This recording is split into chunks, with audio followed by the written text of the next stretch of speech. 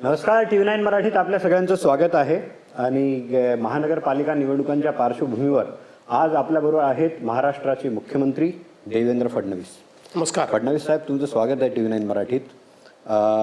निवडणूक तशी 29 महानगरपालिकांची आहे, पण सर्व देशाचं लक्ष आता आहे मुंबईवर, म्हणजे मुंबईवर केंद्रित झाली ही निवडणूक. आणि त्यातही 3 नेत्यांवर ही निवडणूक केंद्रित झालेली दिसते. एक म्हणजे 2 ठाकरे बंधू आणि त्यांच्यासमोर आहेत देवेंद्र फडणवीस. आणि आज आहात तुम्ही आमच्या बरोबर. 1-2 मुद्दे या निवडणुकीत सर्वात जास्त सध्या जे उचलल्या जात आहेत ते आहेत, एक आहे मराठी माणूस आणि दुसरे आहे मुंबई.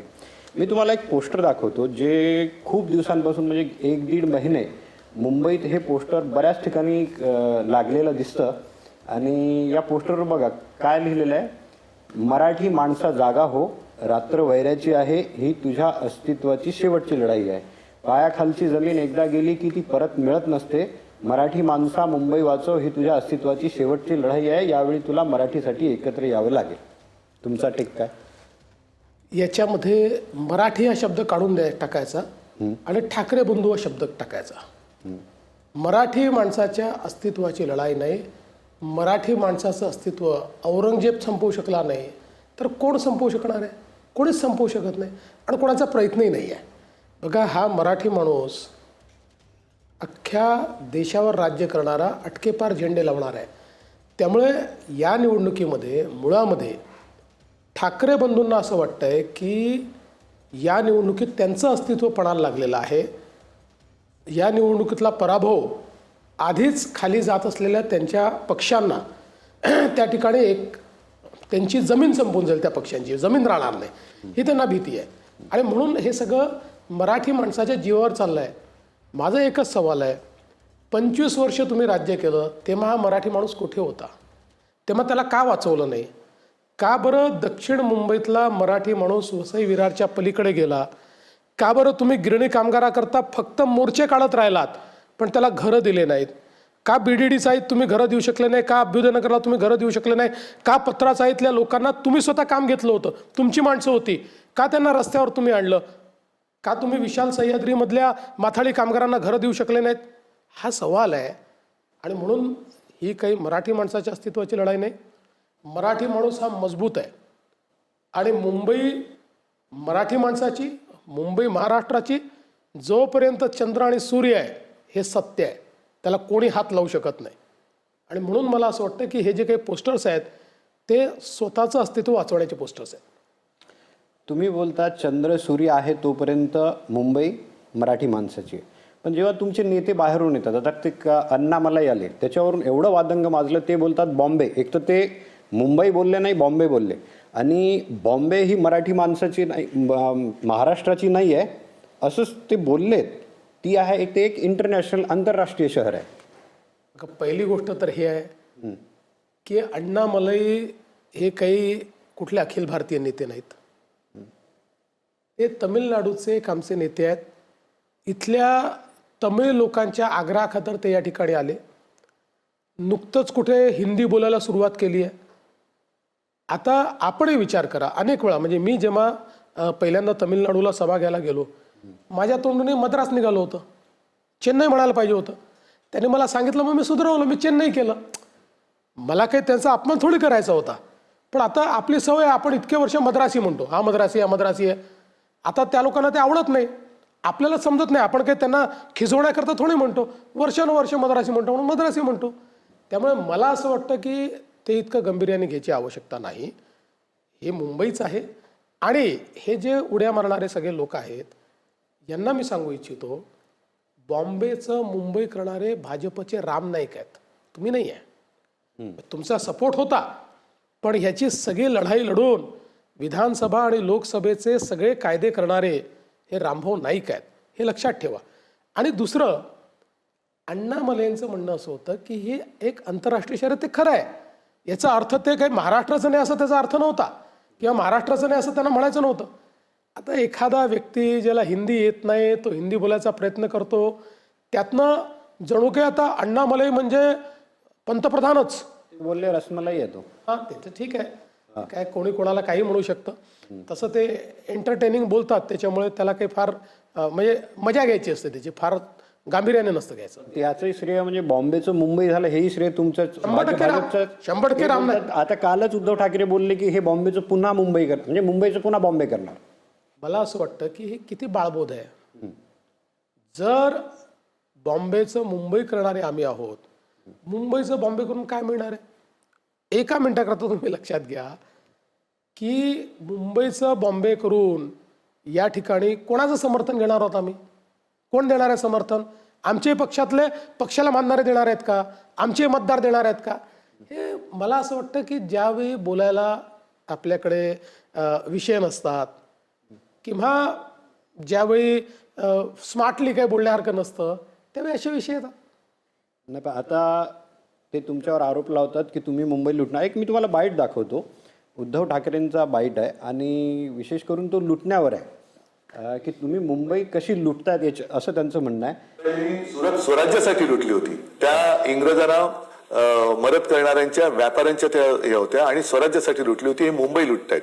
इंग्रजांपेक्षा जास्त भयानक पद्धतीने मुंबई लुटतायत आणि मुंबईच्या सगळ्या गोष्टी मुंबई बाहेर नेऊन मुंबईला भिकारी करतायत. पहिली गोष्ट तर माझा या गोष्टीला आक्षेप आहे की शिवरायांनी सुरत लुटली. शिवरायांनी कधीच सुरत लुटली नाही. शिवराय लुटारू नव्हते. सुरतवर त्यांनी स्वारी केली. स्वराज्याचा जो खजिना त्या ठिकाणी औरंगजेबाच्या लोकांनी किंवा मुलांनी लुटून नेला होता. पत्र लिहून त्यांनी सांगितलं आमचा खजिना आहे आणि तो वापस आणलेला आहे. त्यामुळे पहिल्यांदा शिवरायांना लुटारू म्हणणारे कोण आहेत? हे काय शिवरायांचे अनुयायी आहेत? पहिल्यांदा माझा त्याला आक्षेप आहे. दुसरं, मुंबई कोणी लुटली हो? मला सांगण्याची आवश्यकता नाही. 200 रस्त्यांचा मुंबई महानगरपालिकेचं ऑडिट झालं. त्या 200 रस्त्यांमध्ये खाली PQC लेवलच नाही आहे. सगळे पैसे खाऊन टाकले. मुंबईमध्ये कचऱ्याचा घोटाळा यांनी केला. त्या कचऱ्याच्या घोटाळ्यामध्ये ट्रक्सच्या ऐवजी स्कूटरचे नंबर आहेत, ऑटो रिक्षाचे नंबर आहेत. ट्रान्सपोर्टेशनमध्ये दाखवलं. हजारो कोटी रुपयाचा कचरा यांनी खाऊन टाकला. शौचालयाचा घोटाळा यांनी केला. मिठी नदीमध्ये आपल्या मित्रांना कामं देऊन देऊन ते मिठी नदीचे सगळे गाळ सगळा खाऊन टाकला. गाळ न काढता सगळे पैसे तिथेही पुन्हा जे काही ट्रान्सपोर्टेशन करता गोष्टी दाखवल्या त्या स्कूटर आणि मोटरसायकल आहे. आणि एवढंच नाही, यांनी ज्यावेळी कोविड चालू होता त्यावेळी कोविड केअर सेंटरचा घोटाळा केला. आणि आपल्याला माहिती आहे कोविड केअर सेंटरचा घोटाळा याकरता गंभीर आहे की डॉक्टर्सही नाही, नर्सेसही नाहीत. कुठले तरी फिक्टिशियस दाखवले आणि त्याच्या नावाने पैसे घेतले आणि त्या कोविड केअर सेंटरमध्ये कित्येक लोक मेले आहेत. यांनी केवळ ठेकेदाराला पोचलं आणि कोण यांचे नातेवाईक आहेत, यांच्या नेत्यांचे नातेवाईक आहेत त्या कोविड केअर. आता हे जे मेलेले लोक आहेत करा ना, केली आहे ना, जेलमध्येच आहेत. जेलमध्येच आहेत. मला वाटतं आत्ता काही वर्ष 1.5-2 वर्षांनी बेल झाली. त्यानंतर रेमडेसिवीरचा घोटाळा केला. बाकी सगळं सोडू द्या, कफनचा घोटाळा केला. बॉडी बॅगचा घोटाळा. आणि बॉडी बॅगच्या घोटाळ्याचा आरोप असलेल्या यांच्या माजी महापौराने आत्ता ॲफिडेव्हिट जे दाखल केलं त्यात ती केस देखील लपवली. हा एक नवीन घोटाळा आहे. त्यामुळे मुंबई कोणी लुटली आणि मी म्हणत नाही. आत्ता मला तुम्ही आधी सांगितलं असतं तर मी राज ठाकरेंचाच व्हिडिओ लावला असता. ज्या व्हिडिओमध्ये राज ठाकरेंनी हिशोब दिला आहे की उद्धव ठाकरेंनी कशी मुंबई लुटली आणि कसे 40,000 कोटी रुपये घरी नेले. राज ठाकरेंनी म्हटलं, मी नाही म्हटलं, त्यांचाच व्हिडिओ आहे. त्यामुळे खरे मुंबईचे लुटारू कोण हे मुंबईकरांना माहिती आहे आणि म्हणून त्याचा जबाब मुंबईकर या ठिकाणी मागणार आहे. ठीक आहे, तुम्ही एवढं बोलता की हे त्याच्या मागे आहे, पण कोणी तर मोठा नेता तर कधी आम्हाला दिसला नाही ज्याला अटक झाली. होईल कदाचित, आज मी सांगू शकत नाही कारण हे आमच्या हाती नसतं, हे इन्व्हेस्टिगेशनच्या हाती असतं. आता हे आरोपासाठी हे आरोपासाठी याकरता आरोप नाही. या प्रत्येक घोटाळ्यात घोटाळा सिद्ध झाला, घोटाळे करणारे जेलमध्ये गेले. आता त्यांच्या आकांपर्यंत पोचण्याचे पुरावे जर पोलिसांकडे असतील तर पोलीस करतील. ठीक आहे. आता तो बाईट दाखवला त्यावेळेस तुम्ही म्हटलं की शिवराय लुटारू नव्हते, पण त्यांचा एक दुसरा आरोप आहे की ही पूर्ण मुंबई जी आहे ती मुंबई गुजरातला जोडण्याचा त्यांचा प्लॅन आहे. आणि ते वारंवार एक आरोप लावतात की वाढवणजवळ तुम्ही एक जे बंदर केलं आहे तिथे तुम्ही एअरपोर्ट करणार, नवी मुंबईचा जो आहे कार्गो तिथे शिफ्ट करणार, मुंबईचं विमानतळ आहे ते नवी मुंबईला जाणार आणि हे विमानतळ तुम्ही अदानीला विकणार. मला असं वाटतं की यापेक्षा मूर्खपणाचं दुसरं स्टेटमेंट असू शकत नाही. पहिली गोष्ट, मुंबईला 2 एअरपोर्टची गरज होती म्हणून दुसरा एअरपोर्ट आम्हीच बांधला. या मुंबईचा विकास जर कुठल्या एका गोष्टीने थांबला असेल तर सिंगल स्ट्रिपचं एअरपोर्ट. मला जगातलं एक मेट्रोपॉलिस दाखवा की ज्याच्यामध्ये सिंगल स्ट्रिपचं सिंगल एअरपोर्ट आहे. मुंबई इतके वर्ष ते होतं. बरं, मुंबईच्या एअरपोर्टचा प्लॅन मी तयार केला होता का? 1992 साली तयार झालेला प्लॅन आहे. कोणीच काही करू शकलं नाही. 92 पासून नुसत्या पाट्या लागल्या होत्या. मी मुख्यमंत्री झाल्यानंतर हा एअरपोर्ट सगळ्या अडचणी दूर केल्या, हा एअरपोर्ट बांधला. आणि एअरपोर्ट बांधला तेव्हा तो अडाणींचा नव्हता. याचं टेंडर जीव्हीकेला मिळालं होतं. नंतर जीव्हीकेनी त्या ठिकाणी आपले शेअर डायल्यूट केले आणि अडाणींनी ते टेक ओव्हर केले. त्यामुळे आम्ही काही तो अडाणींना दिलेला नव्हता, आम्ही जीव्हीकेला दिला होता. आणि जीव्हीकेला दिल्यानंतर 4 वर्षांनी डायल्यूट झाला आहे तो. 4 वर्ष जीव्हीकेने काम केलं आहे त्याच्यावर. दुसरं, आता वाढवणला जी काही बंदर आहे, म्हणजे कसं यांनी महाराष्ट्राचं नुकसान केलं आहे बघा. देशामध्ये संपूर्ण देशामध्ये बंदर बांधण्याकरता सर्वात उत्तम जागा ही वाढवणची, सर्वात उत्तम. एवढा नॅचरल डीप ड्राफ्ट देशात कुठेही नाही, कुठल्याच राज्याला अवेलेबल नाही. जगातलं सगळ्यात मोठं जहाज हे आपल्याकडे येऊ शकत नाही, ते वाढवणला येऊ शकतं. आणि म्हणून ही पण माझी आयडिया नव्हती. 1990च्या दशकामध्ये वाढवणमध्ये अशा प्रकारचं बंदर बांधायचा निर्णय झाला. कारण आपल्याला maritime power, Mumbai maritime power काय, JNPT मुळे बॉम्बे पोर्टमुळे, ते काढून टाका मुंबईत काय राहील. कुठलाही देश हा मॅरिटाईम पॉवर जेव्हा होतो तेव्हाच तो विकसित होतो. त्यामुळे 90च्या दशकामध्ये या वाढवण बंदराच्या संदर्भात सगळं फायनल झालं. हे वाढवण बंदर इथे करायचं. आणि त्यावेळेस काही लोक कोर्टामध्ये गेले आणि त्यांनी सांगितलं की हा नॅचरल एरिया आहे डहाणूचा आणि त्यातनं सगळं हे वहिवाट करतायत, हा नॅचरल एरिया खराब होईल. म्हणून सुप्रीम कोर्टाने त्याला स्थगिती दिली आणि जस्टिस धर्माधिकारी सिनियर त्यांच्या अध्यक्षतेखाली एक डहाणू अथॉरिटी तयार केली आणि त्यांनी सांगितलं की इथे करता येणार नाही. त्यानंतर हे बंद होतं. मी मुख्यमंत्री झालो 2014ला. 15ला पुन्हा मला काही लोकांनी सांगितलं की वाढवणचं बंदर हे फार चांगलं आहे, असं आहे तसं आहे. मग जेव्हा त्याच्या डिटेलमध्ये गेलो तर सांगितलं की करता येत नाही. म्हटलं का नाही करता येत? म्हणाले डहाणू नॅचरल एरियाचा प्रॉब्लेम आहे आणि ही कमिटी काही त्याला मान्यता देणार नाही. मग मी त्याचा थोडा अभ्यास केला आणि मी सांगितलं आपल्याला तर नॅचरल एरिया हा फक्त राईट ऑफ वे करता पाहिजे. जगाच्या पाठीवरचे मी बंदरं बघितले होते, त्याचा अभ्यास केला होता. मी म्हटलं आपण deep sea right of way तयार करू शकतो. आपण कंप्लीट डहाणू नॅचरल एरिया जर अवॉइड केला तर या कमिटीच्या ज्युरिस्डिक्शनमध्येच आपण येत नाही.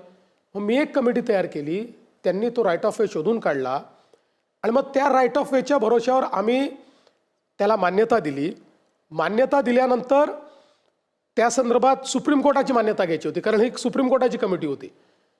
तोपर्यंत 92व्या वर्षी जस्टिस धर्माधिकारी वारले. सुप्रीम कोर्टाने नवीन जज अपॉइंट केले, मान्यता दिली आणि त्या जजला सांगितलं तुम्ही हिअरिंग करा.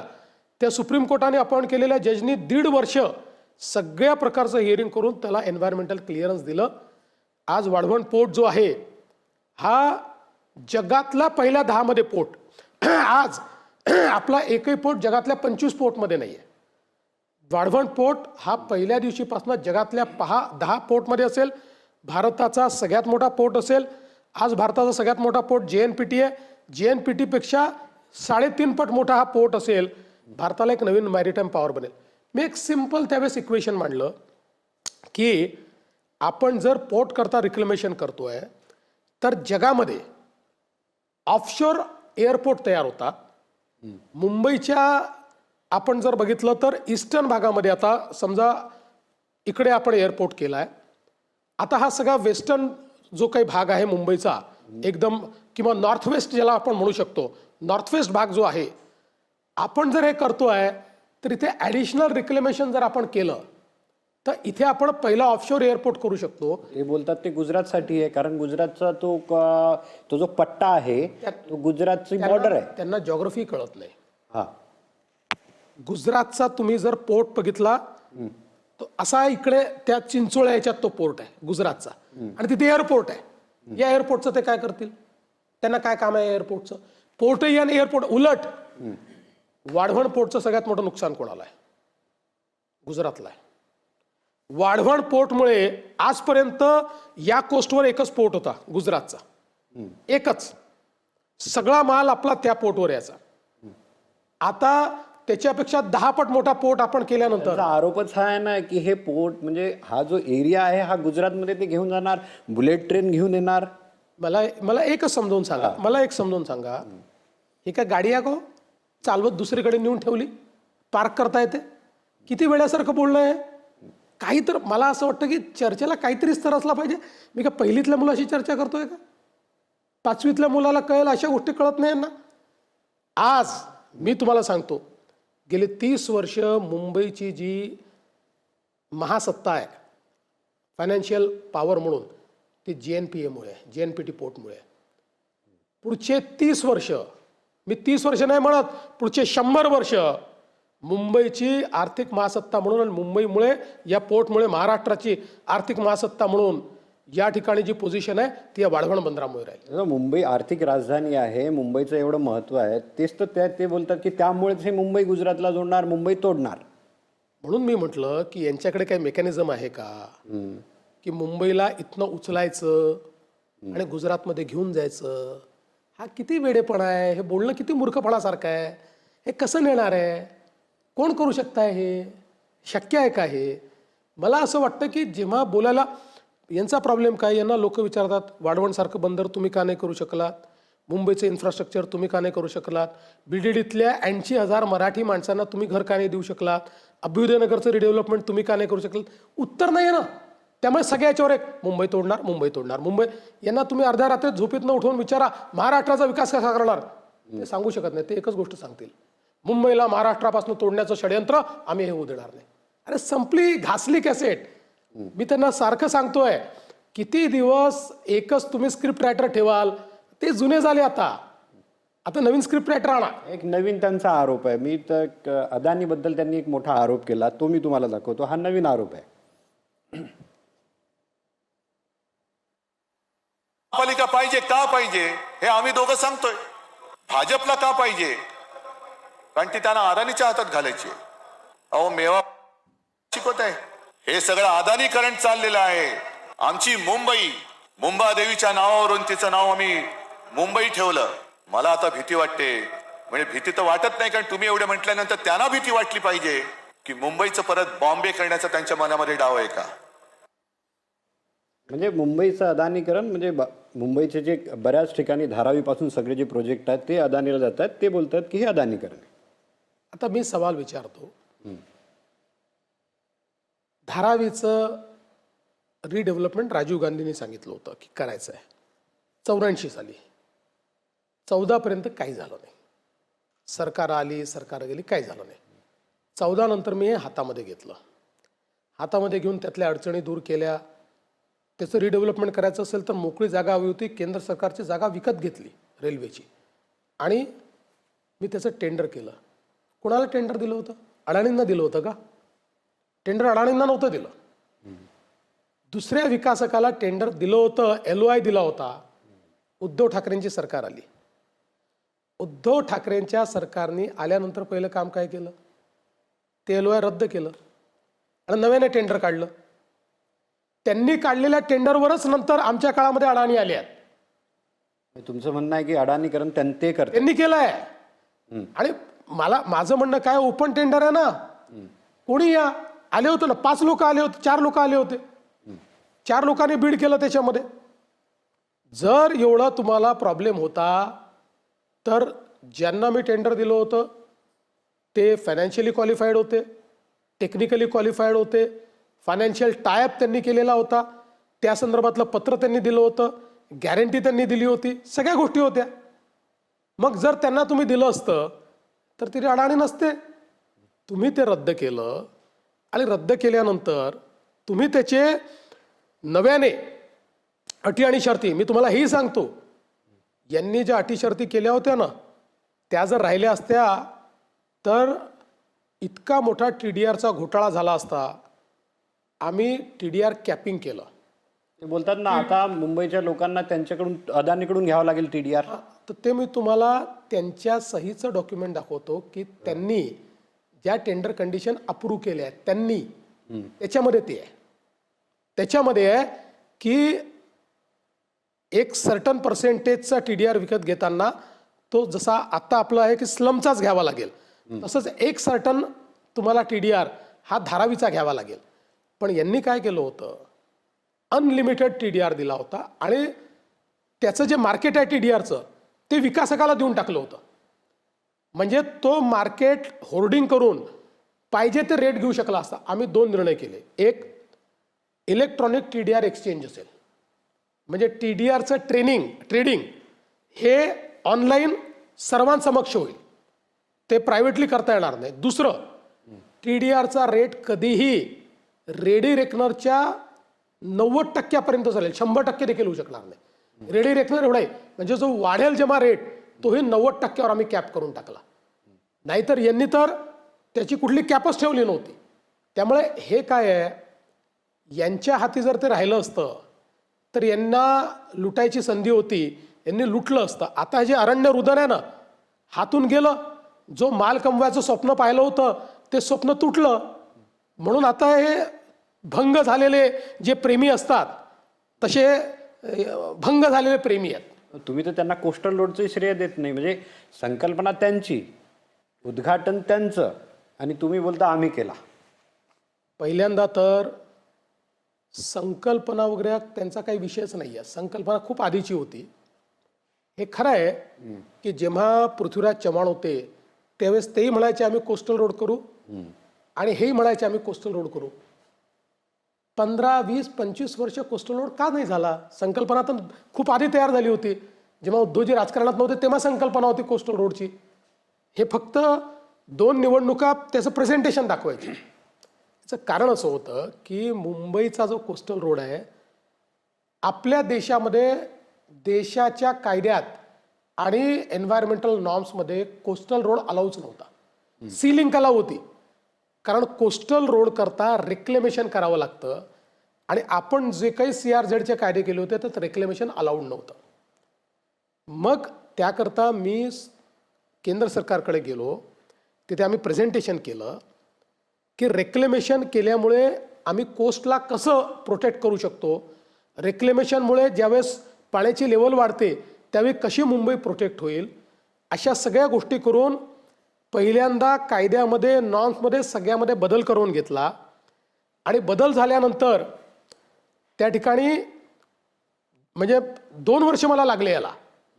3 एन्व्हायरमेंट मिनिस्टर त्याच्यामध्ये बदलले, 5 बैठका झाल्या, प्रत्येक वेळी काहीतरी नवीन त्याच्यामध्ये अडचण यायची. या सगळ्या अडचणी मी दूर केल्या. रेक्लेमेशन, शेवटची अडचण अशी आली, त्यांनी सांगितलं की ठीक आहे रेक्लेमेशन आम्ही अलाउ करतो, पण त्या रेक्लेमेशनमुळे 200-250 एकर जागा तयार होणार आहे. ती तुम्ही रिअल इस्टेटला वापराल, कारण ती जागा 2 लाख रुपये स्क्वेअर फुटाची जागा आहे.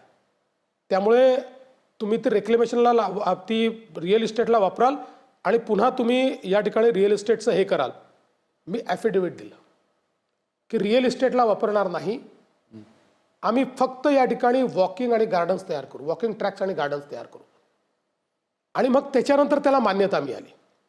ही मान्यता मिळाल्यानंतर त्या ठिकाणी हे कोणी करावं असाही विषय होता, कारण शिंदे साहेबांची इच्छा होती. ते बोलतात ना BMCचा हा आम्ही ठरवलं की केंद्र आम्हाला पैसा देत नाही, म्हणून त्यांनी उद्घाटनही केलं ना BMC. पूर्ण ऐकूनच घ्या, हे सगळं याला काही अर्थ नाही. एक मिनिट, MSRDCने करावं, MMRDA करायला तयार होतं, स्वतः पैसे लावायला तयार होतं, आणि BMC करायला तयार होतं. मला उद्धवजी स्वतः म्हणाले हा प्रोजेक्ट BMCला द्या. म्हणलं ठीक आहे, BMCला दिला. तो BMCला दिला. तो BMCला दिल्यानंतरही हा विषय इथे संपला नाही. हायकोर्ट, सुप्रीम कोर्टापर्यंत केसेस गेल्या. मी लढलो सगळ्या केसेस, सगळ्या परवानग्या सुप्रीम कोर्टापर्यंत लढून मी आणल्या.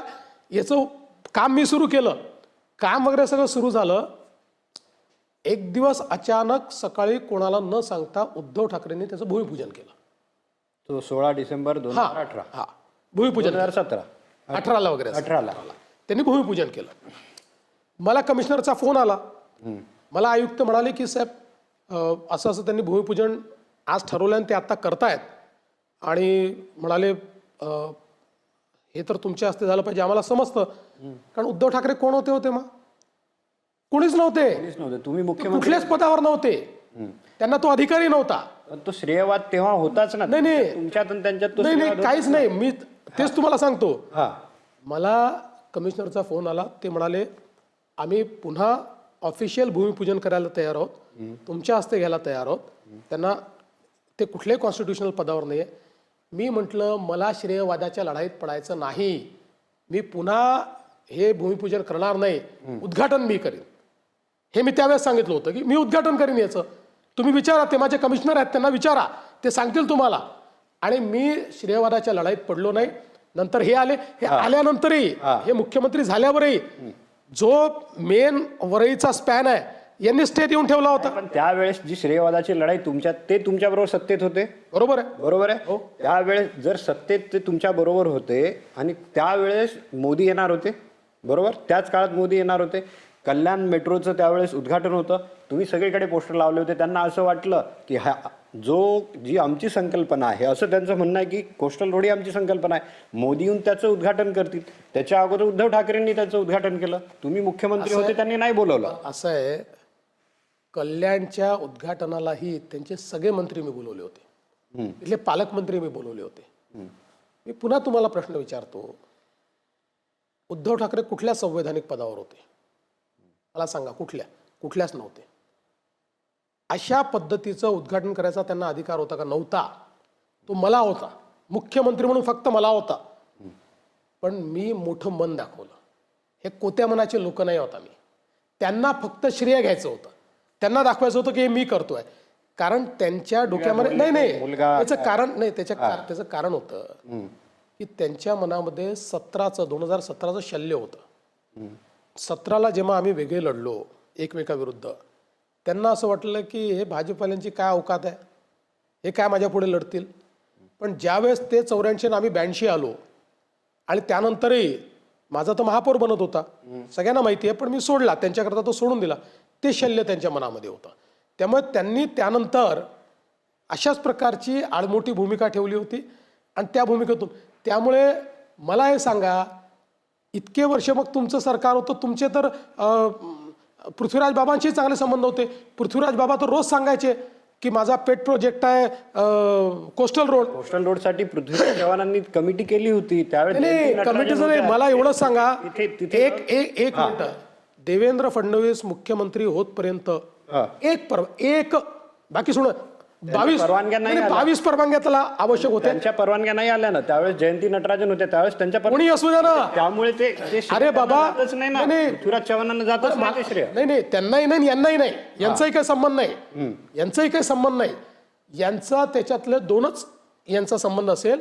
यांनी मला रिक्वेस्ट करून ते कॉर्पोरेशनला काम दिलं आणि यांनी न सांगता त्याचं भूमिपूजन केलं. याच्या व्यतिरिक्त त्यांचा काही संबंध नाही. तुम्ही बोलता की म्हणजे ते बोलतात त्यांची संकल्पना होती. तुम्ही बोलता की तो जो दुसऱ्याचा मुलगा आहे तो आपण आपल्या कडेवर घेतला किंवा आपल्या याच्यात तो आपला मुलगा होत आहे. खरं आहे ते. दुसऱ्याचा मुलगा आपल्या मांडीवर बसून करून दाखवलं म्हणतात ते. नाही पण दुसऱ्याचा मुलगा आता जर तो दुसऱ्याने जन्म दिला असेल त्या मुलाला तुम्ही वाढवलं तर तुम्ही त्याला बोलू शकत नाही ना की हा माझा मुलगा आहे. त्यांचा जन्मच नाही. जन्मच मी दिलाय. अरे तुम्ही संकल्प मला हे सांगा की पुष्पक विमान हे महाभारत कुठल्या आपल्या रामायणात किंवा याच्यातही दिसतं पुष्पक विमान म्हणून. आता समजा आधुनिक काळामध्ये राईट ब्रदर्सनी त्या ठिकाणी विमान तयार केलं. राईट ब्रदर्सच होते ना. मी चुकत नसेल राईट ब्रदर्सनी. आता मी हे म्हणायचं राईट ब्रदर्सचं काय आहे त्याच्यात. संकल्पना आमच्या रामायणातली होती. राईट ब्रदर्सचं काहीच नाही आहे. हे कोण राईट ब्रदर्स आले. हे तर रामायणातलं विमान आहे आमच्या. ही आमची संकल्पना आहे. तुम्ही आता हे असं बोलता ना संकल्पना. आता मला सांगा समृद्धीची संकल्पना कोणाची आहे. समृद्धीची संकल्पना तुमची आहे. 2014ला सरकार आल्यानंतर तुमची आहे. समृद्धीसाठी एवढा विरोध झाला. मराठवाड्यापासून ठाण्यापर्यंत किती गावांमध्ये विरोध झाला. त्यावेळेस PWD मिनिस्टर होते एकनाथ शिंदे. बरोबर. प्रचंड मेहनत घेतली. बरोबर आहे. संकल्पना तुमची, मेहनत त्यांनी घेतली, मग तुमचं जर लॉजिक लावलं तर मग एकनाथ शिंदेना पूर्ण श्रेय गेलं पाहिजे. नाही नाही, त्यांना देतोच मी श्रेय, हा त्यांना देतोच. हा. एक लक्षात ठेवा, ही संकल्पना तुम्हाला जर पूर्ण क्रॉनॉलॉजी माहिती असेल तर ती पण सांगतो हम्म. की, आणि तुम्ही शिंदे साहेबांकडनं एक कन्फर्म करून घ्या हम्म. की शिंदे साहेब ज्यावेळेस मी MSRDC त्यांना दिलं, त्यांना नको होतं ते MSRDC शिंदे साहेबांना. उद्धवजींनी या खात्यात काहीच नाही म्हणून MSRDC त्यांना दिलं. फार नाराज होते, माझे चांगले संबंध होते. मी म्हटलं शिंदे साहेब तुम्ही काळजी करू नका, हे खातं आपण मोठं करून दाखवू. म्हणजे तेव्हापासून शिंदे आणि नाही आहे, हा ऐका, ते तिकडे नाराज होते तेव्हापासून. ऐका ऐका ऐका त्यानंतर मी समृद्धी PWDला दिला होता. PWD त्याचं काम करत होती. मी PWD कडनं तो काढला आणि तो MSRDCला दिला. त्याही वेळेस शिंदे साहेबांना सुरुवातीच्या काळात हे होईल असंच वाटत नव्हतं. एवढा पैसा येईल कुठनं, एवढं त्याची काळजी तुम्ही करू नका. मी पहिल्यांदा लँड ॲक्विजिशन हातामध्ये घेतलं. लँड ॲक्विजिशनला कोणी फायनान्स करत नाही. मी मुख्यमंत्री होतो, 500 कोटी रुपये उधार घेतले MIDCतनं, 500 कोटी उधार घेतले MSRDCतनं, आपल्या MMRDAतनं. असं सगळ्यांकडनं उधार घेऊन एक किटी तयार केली. त्यांना सांगितलं तुमचे पैसे मी परत करीन सगळ्यांचे. ही किटी तयार केली. त्यानंतर मग लँड ॲक्विजिशन करता हे तर विरोध करत होते. ते विरोध करत असताना मी एक नवीन निर्णय केला की थेट खरेदीने आम्ही लँड घेऊ आणि 5 पट पैसे देऊ. आणि ज्या गावात उद्धव ठाकरेंनी त्या ठिकाणी सभा घेतली होती की तुम्ही जागा देऊ नका, मी एक झोलाछाप लोकांची एक पूर्ण टीम तयार केली आणि जवळपास 3 ते 4 महिने त्या झोलाछाप लोकांनी या प्रत्येक गावात जाऊन रोडचा फायदा काय, तुम्हाला काय मिळणार आहे ते समजून सांगितलं आणि मग गाव तयार झालं. आणि मग मी शिंदे साहेबांना सांगितलं की शिंदे साहेब, हे गाव जर आपण पहिलं पूर्ण एक्वायर केलं तर यातला प्रॉब्लेम संपला. शिंदे साहेब स्वतः त्या ठिकाणी गेले. त्या ठिकाणी जाऊन एका दिवसात सगळ्या रजिस्ट्र्या करून टाकल्या एका दिवसात. ऐका त्यामुळे मी कधीच एकट्याचं श्रेय घेतलं नाही. मी नेहमी सांगतो की हा जो समृद्धी महामार्ग आहे हा माझ्यामुळे आणि शिंदे साहेबांमुळे झाला. शिंदे साहेब त्यावेळेस शिवसेनेत होते ठाकरेंच्या, असतील ना. मग आता मग ते ठाकरेंचं श्रेय झालं. नाही, ठाकरेंचं याकरता होऊ शकत नाही की ठाकरेंनी त्यांना वाळीत टाकलं होतं. ठाकरेंनी त्यांना, म्हणजे एक म्हण आहे, ती म्हण काही फार चांगली असं नाही, पण अशी म्हण आहे की मरी गाय बम्मन को दान, अशी एक म्हण आहे. तशी मरी गाय देऊन टाकली होती ठाकरेंनी यांना. त्याला जिवंत. शिंदे साहेब हे देवेंद्र फडणवीस सोबत काय आहेत, कारण त्यांना माहिती आहे की ज्यावेळेस ठाकरेंनी त्यांना संपवलं होतं त्याही वेळेस ते शिवसेनेत होते, त्यांच्यावर उभा राहणारा देवेंद्र फडणवीस. त्यावेळेस ते बोलायचे, उद्धव ठाकरे त्यावेळेस बोलायचे की मी पाठवलं एकनाथ शिंदेंना, तुम्ही बोलतात तुम्ही पाठवलं एकनाथ शिंदे. नाही, मला एवढंच सांगा, म्हणजे मला तर आता म्हणजे तुम्ही वाईट वाटून घेऊ नका, पण असा कोणी जर आर्ग्युमेंट केलं तर त्याच्या बुद्धीची मी क्यू करेन की ज्या प्रोजेक्टला उद्धव ठाकरेंनी सभा घेतल्या, हा प्रोजेक्ट करू नका, त्याचं श्रेय कसं मिळेल त्यांना? कसं मिळेल मला सांगा, कसं मिळेल? त्यांच्या पक्षात शिंदे असले तरी कसं मिळेल? हे शिंदे सांगू शकतील ना. नाही सांगू शकत ना. अरे ओपनली सभा घेतल्या ना, मग कसं मिळेल सांगा? त्यांचा विरोध होता त्यावेळेस. ते होताच. उद्धव ठाकरे पूर्ण, अरे बाबा हे बा, उद्धव ठाकरे, आता तेही सांगतो, एकच मिनिट. उद्धव ठाकरेंचं समृद्धी महामार्गातलं काय कॉन्ट्रीब्युशन आहे माहिती आहे? ते कॉन्ट्रीब्युशन हे की आम्ही महामार्ग केल्यानंतर जेव्हा तो 70% महामार्ग झाला आणि सरकार बदललं, त्यावेळेस त्यांनी फक्त त्याचं नामकरण हिंदू हृदय सम्राट शिवसेना प्रमुख बाळासाहेब ठाकरे समृद्धी महामार्ग केलं. आम्हाला आनंद आहे, त्याचं आम्हाला दुःख नाही आहे, आम्ही समर्थन केलंय. याच्या व्यतिरिक्त त्यांचं काय कॉन्ट्रीब्युशन आहे? म्हणजे इकडे ते आता समजा कोस्टल रोडचं ते तुमच्या बरोबर सरकारमध्ये असूनही ते श्रेय नाही ना बाबा. मला एक सांगा, त्यांचं नाही. याकरता नाही की ते, मला हे सांगा ते कुठल्या पदावर आहेत, कोणत्या पदावर आहेत ते, कुठल्या संविधानिक पदावर आहेत का ते? सांगा ना कुठल्या पदावर आहेत ते. पदावर कोणत्या नव्हतेच, मग कसं श्रेय मिळेल? प्रत्येक गोष्टीला विरोध करायचा. समृद्धीचंही श्रेय त्यांचं नाही, कोस्टलचंही श्रेय त्यांचं नाही. मी मुंबईवर नाहीच नाहीच संबंधच नाही. आता मी मुंबईवर येतो. मुंबईची स्कायलाईन बदलणारे 3 प्रोजेक्ट, एक आहे कोस्टल, दुसरा आहे अटल सेतू आणि तिसरं आहे मेट्रोचं जाळं, बरोबर? बिलकुल. या तिन्हीचं श्रेय त्यांचं नाही. संबंध काय आता मी तुम्हाला सांगतो. एक मिनिट अजून. मेट्रो जुन्या सरकारच्या 15 वर्षात 11 किलोमीटरची मेट्रो होती.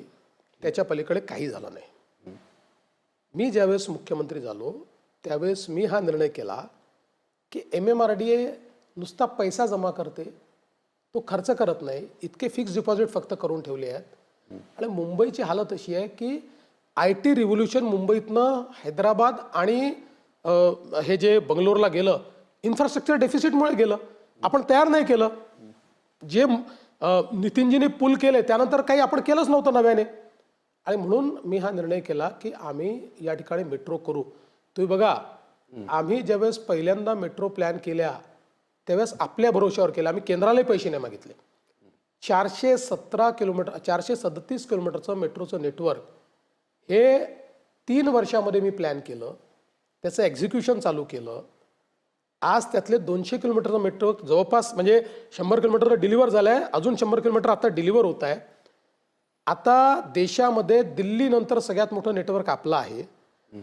आणि हे जे काही आपण या ठिकाणी केलं हे करत असताना त्याला विरोध करणारे हेच होते. कोणी विरोध केला? हेच सांगायचे मेट्रोची काय आवश्यकता आहे. आणि भाषणं आहेत ना, केवळ उद्धवजीची नाही, भाषणं तर राज ठाकरेंची आहेत की मेट्रोने काय आणि कोण मेट्रोत जाणार आहे. पुणे मेट्रो करता भाषण आहे त्यांचं की पुणेकर थोडी मेट्रोत बसणार, 2-2 लाख पुणेकर बसतात. मी तुम्हाला एकच गोष्ट सांगतो की हे विकास विरोधी आहेत. यांना विकास चालतच नाही.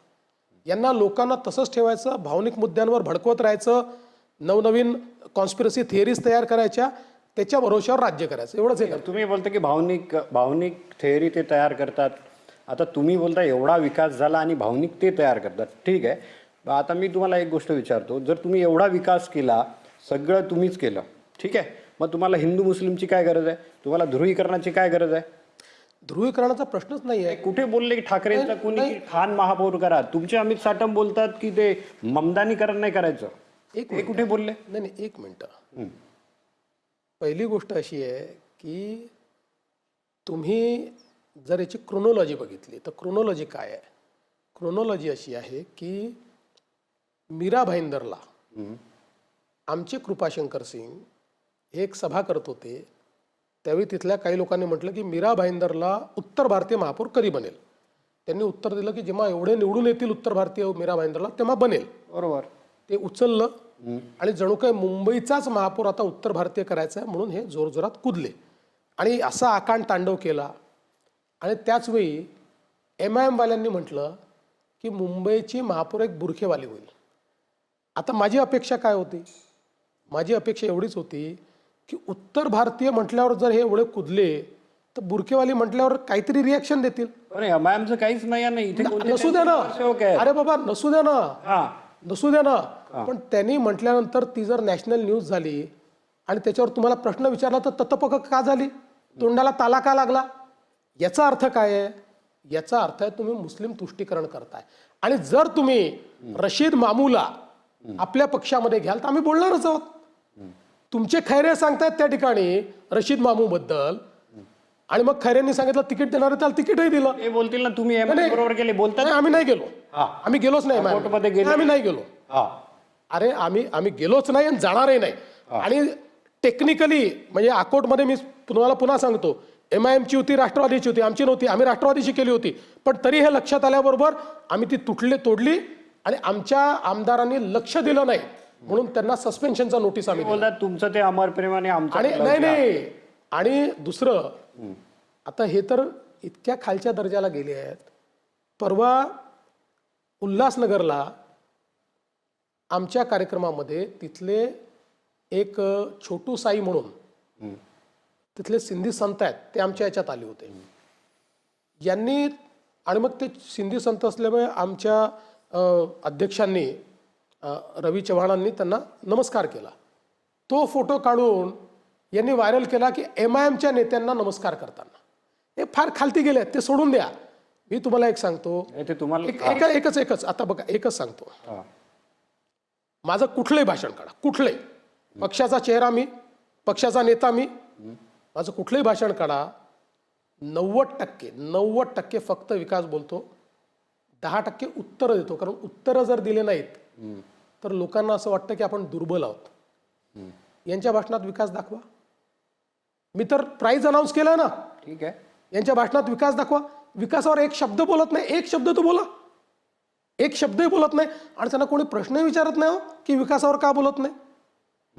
त्यांनाही विचारलं पाहिजे ना की ही कशाची निवडणूक आहे. ते बोलताना आपलं बोलणं झालंच ना. तुम्ही त्यांना कशाचं श्रेय देत नाही ना. कोस्टल अरे जाऊ द्या. ते बोलतात. माझं म्हणणं काय आहे, माझं म्हणणं काय आहे ते सोडून द्या. 25 वर्ष कोस्टल रोड 2014 सोडून द्या. चला सोडून द्या. 2014 पूर्वी तर आम्ही नव्हतो. तेव्हाचं सांगा ना. 25 वर्ष तुमच्याकडे आहे ना. तेव्हाचं दाखवा ना काय केलंय, तर त्याचं श्रेय घ्या ना तुम्ही. ठीक आहे बा, माझ्याकडे एक त्यांचा बाईट आहे. मी तुम्हाला एक बाईट दाखवतो. आता तुम्ही त्यांच्यावर प्राईस ठेवलं तर त्यांनीही तुमच्यावर एक प्राईस ठेवलंय. ते तुम्ही बघून घ्या. ते प्राइज जिंकलोय मी. की उद्धव ठाकरेंचं एक तरी भाषण असं दाखवा की ते विकासावरती बोललेत, मी 1000 रुपये देतो. नको, चोराचा पैसा मला नको, चोरलेला पैसा नको. पण देवेंद्र फडणवीस, मी तुम्हाला आव्हान देतोय की तुमचं मोदींपासूनचं तुमचं आणि तुमच्या खालच्या चेला चपाट्यांचं अगदी वर्गाच्या मॉनिटरची निवडणूक असली तरी हिंदू मुस्लिम न करता केलेलं भाषण दाखवा. आम्ही सगळे मिळून तुम्हाला 1 लाख रुपये देतो. जा. 1 लाख रुपये तुम्ही आणू शकता त्यांच्याकडनं माझा प्राइज मनी. माझे नगरपालिकेतले सगळे भाषणं आणि महानगरपालिकेच्या निवडणुकीतले मुंबई व्यतिरिक्त सगळे भाषणं, या सगळे भाषणं काढा. सगळे, एक नाही, सगळे. या कुठल्याच भाषणात आपल्याला उल्लेख दिसणार आहे फक्त आणि फक्त विकासावर मी बोलतो. मुंबईत यांच्याकरता उत्तर द्यावं लागतं मला. आता प्लीज तुम्हाला माझी विनंती आहे, कारण तुम्ही तटस्थ आहात. पत्रकार हा कोणाच्या बाजूचा नसतो. माझ्या भाषणांचे तुम्हाला मी पूर्ण संच देतो. तुमच्याच चॅनलने दाखवल्यात लाईव्ह. त्यातले 2-3 भाषणं त्यांना दाखवा. माझे 1 लाख रुपये प्लीज मला आणून द्या. प्लीज आणून द्या. तुम्ही आणून द्या. त्यांच्याकडनं 1 लाख रुपये मला आणून द्या. ठीक आहे. आता ते बोलतात की फडणवीस हिंदू आहेत का. तुम्ही हा जो भेद करता ना हिंदू आणि मराठी, मुंबईचा महापौर हा हिंदू होईल आणि मराठी होईल. मग हिंदू आणि मराठीमध्ये काय फरक आहे? हे मी का म्हणालो, याचं कारण त्यांच्या वरिष्ठ नेत्यांनी एक मुलाखत देत असताना असं सांगितलं की आम्ही मराठी महापौर करणार. आणि मराठी महापौरचा अर्थ केवळ मराठी नाही, केवळ त्या ठिकाणी महाराष्ट्रातले मराठी लोक असा त्याचा अर्थ होत नाही, तर ज्याचं मराठीवर प्रेम आहे. आणि मग पुढे तो काय म्हणतो, पुढे तो असं म्हणतो मराठी मुस्लिम देखील आहेत, मराठीवर प्रेम करणारे अन्य भाषी देखील आहेत, आम्हाला मराठीवर प्रेम करणारा पाहिजे. म्हणून मी त्याचा उत्तर दिलं. आणि दुसरं, हे जे बुरखेवाली महापौर यांनी सांगितलं त्याचं मी उत्तर दिलं, हिंदूच होईल आणि मराठीच होईल. मला एक सांगा, एकच मिनिट. भेद कोणी केला बघा, कोणी भेद केला. भेद काय आहे? हा भेद आहे की हे जेव्हा ओपनली म्हणतात की आम्हाला मराठी आणि मुस्लिम निवडून देतील, याचा अर्थ तुम्ही हिंदुत्वापासून मराठीला दूर केलं. याचा अर्थ काय आहे? मराठी आणि इकडे धर्म सांगितला, इकडे जात सांगितली किंवा इकडे भाषा सांगितली. याचा अर्थ तुम्ही हिंदूंपेक्षा मराठी वेगळे आहेत हे सांगण्याचा प्रयत्न करताय. मराठी आणि मुस्लिम निवडून देतील, ओपनली भूमिका मांडली ना तुम्ही. पण मी तुम्हाला सांगतो, हा जो मराठी माणूस आहे ना, हा कट्टर हिंदुत्ववादी आहे. आणि हे शिवसेना प्रमुख बाळासाहेब ठाकरेंना माहिती होतं की मलाही बोलतात की फडणवीस हिंदू आहेत का. जर फडणवीस मराठी आहेत, हिंदू आहेत. फडणवीस हिंदू पण आहेत, फडणवीस मराठी पण आहेत. ठीक आहे, पुढे जातो आता. काय या मुद्द्यावर खूप झालं. एक तुमच्यावर आरोप होतो आता, म्हणजे हा कसं आहे, महाराष्ट्रात 66 बिनविरोध आले आणि फक्त तुमचेच आले. फक्त सत्ताधारी पक्षाचे भाजपचे 44, शिंदेचे 22, फक्त तुमचेच कसे दमदाट्या करून पैसे देऊन तुम्ही आणले. 2च गोष्टी सांगतो. एक, फक्त आमचे आले हे म्हणणं चुकीचं आहे. इस्लामिक पार्टीचा देखील आला, अपक्ष देखील आला ना. हो. आता अपक्षाची काय ताकद असते? असते का काही ताकद? पण तोही आला ना. आणि मग मला हे सांगा, किरीट सोमय्यांचे सुपुत्र नील सोमय्या, बरोबर? नील सोमय्याच्या विरुद्ध काँग्रेसने उमेदवार नाही दिला. नील सोमय्याच्या विरुद्ध उबाठाला उमेदवार नाही सापडला. नील सोमय्यांच्या विरुद्ध शरद पवारांना उमेदवार नाही सापडला. आता तुम्ही उमेदवारच उभे नाही केले, इंडिपेंडंट दुसरा उमेदवार त्यांच्या पुढे आहे. मुळामध्ये यांचा प्रॉब्लेम असा झाला की अनेक ठिकाणी यांना उमेदवारच सापडले नाहीत, उमेदवारच नाही सापडले. आणि याचं सगळ्यात मोठं उदाहरण आहे कल्याण डोंबिवली. आणि ते काय, लॉजिक समजून घ्या. लॉजिक हे आहे, कल्याण डोंबिवलीमध्ये मागच्या निवडणुकीमध्ये जे काही 2 आमचे पक्ष आणि बंडखोरांचा विचार केला, 122 पैकी 105 लोक आमची निवडून आले. आणि नंतरच्या काळामध्ये भाजपची शक्ती त्या ठिकाणी खूप वाढली. आणि जी सगळी उद्धवजींची शिवसेना होती ती सगळी एकनाथ शिंदेजींसोबत आली, शिवसेनेत आली. कोणी त्यांच्याकडे राहिलं नाही, नेतेच राहिले नाहीत. आता त्या ठिकाणी ज्यावेळेस आम्ही अलायन्स केला, एकदम ती जी महानगरपालिका आहे ती वन साइडेड होऊन गेली. कारण तिथे दुसऱ्या पक्षांचं अस्तित्व 2016-17 असलीच संपलं, त्यानंतर अस्तित्वच नाही आहे. अशा परिस्थितीमध्ये अनेक वॉर्डांमध्ये यांना उमेदवारच मिळाले नाही, यांचं तिकीट घ्यायला लोक तयार. तरी पण तुम्ही लोकशाहीचे जर समर्थक असाल तर बिनविरोधला तुमचा विरोधच पाहिजे ना. मला तर लोकशाहीसाठी चांगलं. मला एवढंच सांगा, जर हे उमेदवार देणार नसतील तिथे, आम्ही का स्वतः आणून उभे करायचे? नाही आमच्या विरुद्ध राहा. आणि तुम्ही लोकशाहीचं एवढं सांगता, भारताच्या लोकसभेमध्ये 35 खासदार आजपर्यंत बिनविरोध गेले आहेत. आणि त्यातले 33 नाही त्यातले 33 इंग्रजांच्या काळात गेले, काँग्रेसच्या काळात गेले. 1947ला भारताला स्वातंत्र्य मिळालं. पहिल्या लोकसभा आहे ना ती, पहिल्या 3 नाही पहिल्या 3 निवडणुकीतलं नाही, माझ्याकडे मी सांगू शकतो. नाही पहिल्या 3 निवडणुकीतलं नाही, आत्ताच आहे.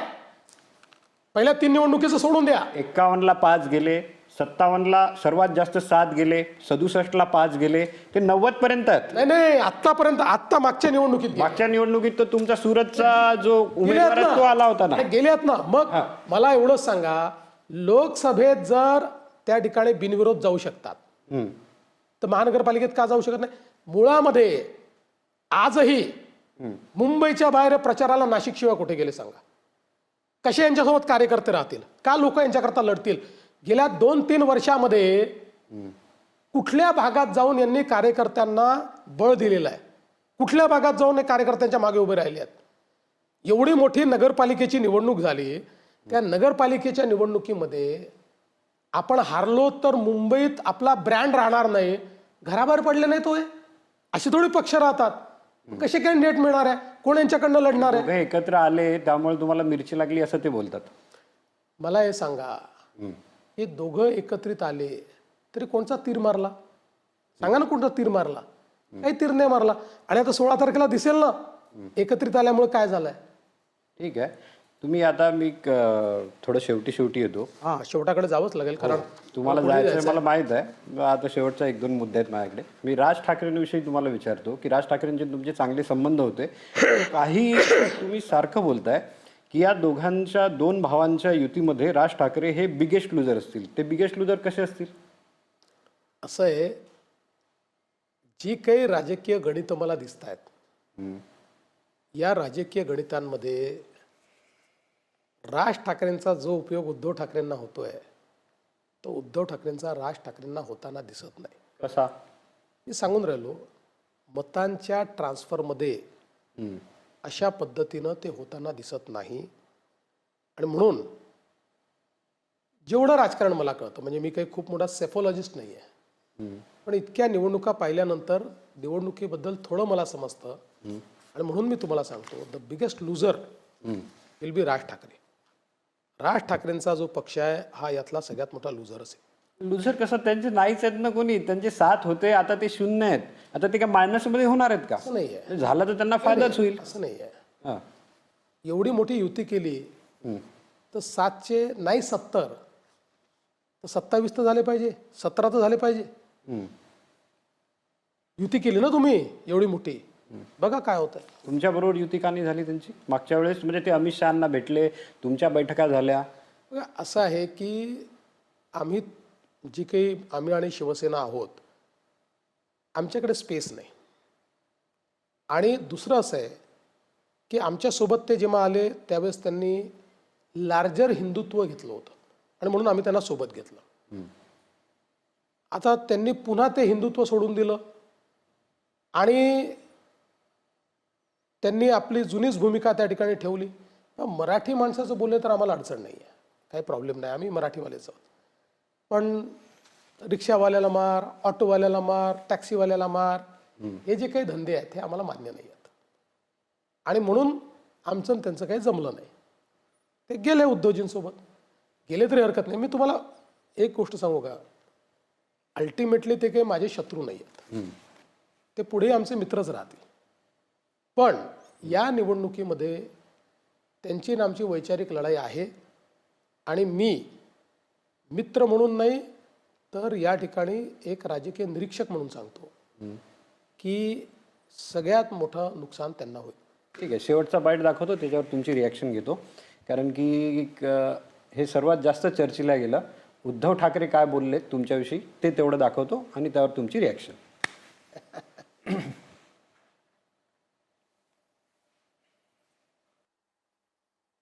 उघडतील. तुम्ही त्यांना चहाला बोलवणार नाही, जेवायला बोलवीन. की त्यांनी बकवास करणं बंद करावं, मातोश्रीला बदनाम करण्याचं बंद करावं, कौटुंबिक बदनामी आमची बंद करावी. जी कौटुंबिक बदनामी कधी कोणाची केलेली नाही, माझ्याकडे माहिती असून सुद्धा मी केली नाही आणि मी करणार नाही. मी काय मागितलं होतं, मला मुख्यमंत्रीपद नव्हतं मागितलं, शिवसेनेसाठी, कारण मी बाळासाहेबांनी दिलेलं वचन होतं. जर तुम्हाला समोर खड्डा आहे हे सांगणारे मित्र गमावलात, आता खड्ड्याच्या रस्त्यात चाललेत तुम्ही. मित्र गमावला. असं आहे, मातोश्रीचं दार त्यांनी बंद केलं होतं, मी नव्हतं केलं. मी फोन करत होतो. एकनाथ शिंदे, मिलिंद नार्वेकर हे सगळे याचे साक्षीदार आहेत. ते साधे फोनवरही बोलायला तयार नव्हते. कसं आहे, कोण बोला? उद्धव ठाकरे. हा, उद्धव ठाकरे. उमेश, तुम्ही मी 5 वर्ष सोबत आहोत, एकत्रित निवडणूक लढलो, एकत्रित जिंकलो. तरी तुम्हाला माझ्याकडनं फारकत घ्यायची असेल तर एवढी माणुसकी असली पाहिजे की फोनवर येऊन सांगा की नाही देवेंद्र, माझं नाही जमत, मला दुसरीकडे जायचं आहे, माझी मानसिकता नाही तुमच्यासोबत. त्यांनी फोनही घेतला नाही. दुसरं, इतक्या वर्षामध्ये मातोश्रींची कोणची बदनामी केली मी? मातोश्रीच्या विरुद्ध मी बोललेलं एक स्टेटमेंट दाखवा. मी विरोधी पक्षनेता होतो त्याही वेळेस जेव्हा आदित्य ठाकरेंवर आरोप लागले, हा विरोधी पक्षनेता असा होता की ज्यांनी म्हटलं की मला असं वाटत नाही. SIT लावली तुम्ही? मी नाही लावली, ती आधीच लागली आहे, पण ते कोर्टाने लावली आहे तुमच्या माहिती करता. पण त्याही वेळेस मी असं म्हटलं की मला नाही वाटत. त्याचा काही रिझल्ट आलाच नाही. ते सोडून द्या, पहिले हे पूर्ण ऐकून घ्या. त्यामुळे मी कधीही बिलो द बेल्ट आरोप करत नाही. मी कधी त्यांच्यावर कुठले आरोप केले नाही. त्यांच्या लोकांनी माझ्या विरुद्ध, माझ्या पत्नीच्या विरुद्ध इतक्या खालच्या स्तराला जाऊन, सगळे पुरावे आहेत, इतक्या खालच्या स्तराला जाऊन ज्या ज्या पद्धतीनं आम्हाला बदनाम केलं, अश्लील, अगदी अश्लील आमच्याबद्दल लिहिलं, मी कधी त्याला रिॲक्ट केलं नाही. मी एकच गोष्ट सांगतो की आता मुंबईकरांच्या हृदयाचे दरवाजे माझ्याकडला उघडले आहेत.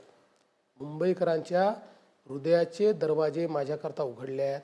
आता दुसऱ्या कोणीही दरवाजा उघडण्याची लालसा मी करत नाही. तुम्हीच त्यांच्यासाठी दरवाजे बंद करून ठेवले की मी तुमचे तर दरवाजे उघडले तरी जाणार नाही. नाही, मला असं आहे, मी काय म्हटलं, मला लालसा नाही. आता याचा अर्थ तोच होतो ना की तुम्ही ते दरवाजा, ठीक आहे तुमचा बंद आहे तर मी त्या दरवाजाकडे येणार नाही. मला लालसा नाही. ठीक आहे, तुम्हाला जायचं आहे आणि तुम्ही, मला माहीत आहे तुम्ही कालही पुण्यात होते, तुमची मुलाखत चांगली झाली, बघितली आम्ही ती.